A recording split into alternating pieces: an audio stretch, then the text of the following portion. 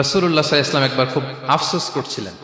তিনি যখন শুনতে পেলেন যে বনি ইসরায়েলের অনেক অনেক লোক হাজার বছর হায়াত পেত, তারা শত শত বছর ইবাদত করত, শত শত বছর তারা জিহাদ করত, তখন তিনি আফসোস করে বললেন, হায় রে, আমার শেষ সময়ের উম্মতের কি হবে? কারণ তিনি বলেছেন যে আমারু উম্মতি মা বাইনা 60 ইলা 70, আমার উম্মতের গড় বয়স হচ্ছে 60 থেকে 70। ওয়া আকাল্লুহুম মান ইয়াজুজু যালিক, খুব অল্প সংখ্যক লোকই এর চেয়ে বেশি হায়াত পাবে।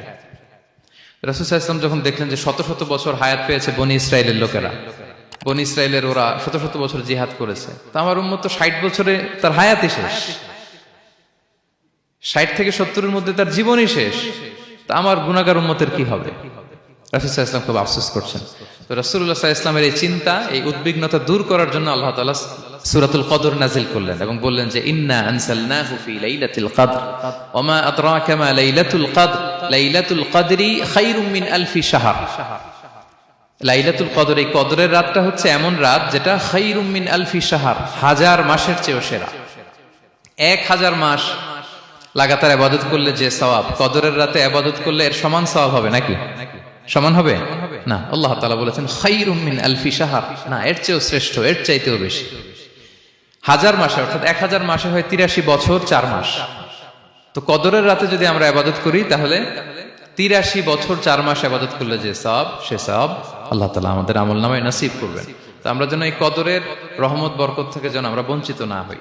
তো রাসূল সাল্লাল্লাহু আলাইহি ওয়াসাল্লামকে সান্ত্বনা দেওয়ার জন্য যে হে নবী, আপনি চিন্তিত হবেন না, বনি ইসরায়েলের অনেক লোক হাজার বছর হায়াত পেয়েছে, শত শত বছর ইবাদত করেছে, জিহাদ করেছে, তারা হায়াত পেয়েছে বেশি কিন্তু তারা কদর পায়নি। আর আপনার উম্মতকে আমি হায়াত দিয়েছি কম কিন্তু তাদেরকে কদর দিয়েছি। সুবহানাল্লাহ বিহামদি, লাইলাতুল কদর দিয়েছি, যে কদরের রাত হাজার মাসের চেয়েও সেরা। তো এই কদরের রাতকে আবার লাইলাতুল মুবারাকাও বলা হয়েছে। ইন্না আনসালনাহু ফি লাইলাতিন মুবারাকা, এটা বরকতময় রাত।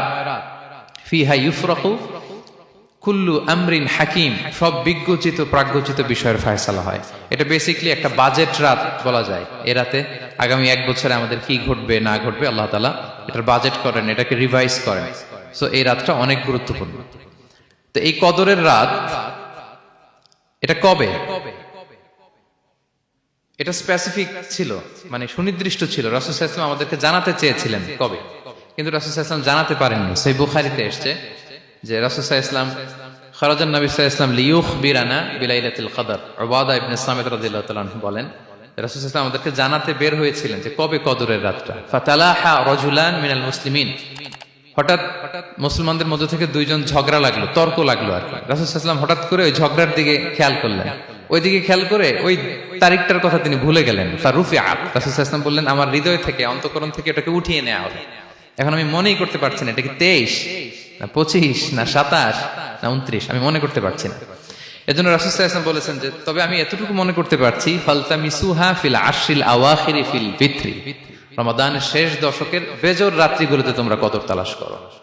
বেজর রাতে যদি তোমরা কদর তালাশ করো তাহলে এই কদর সুনিশ্চিতভাবে তোমরা পাবে। Be a part of our vision. Do listen and share the khair.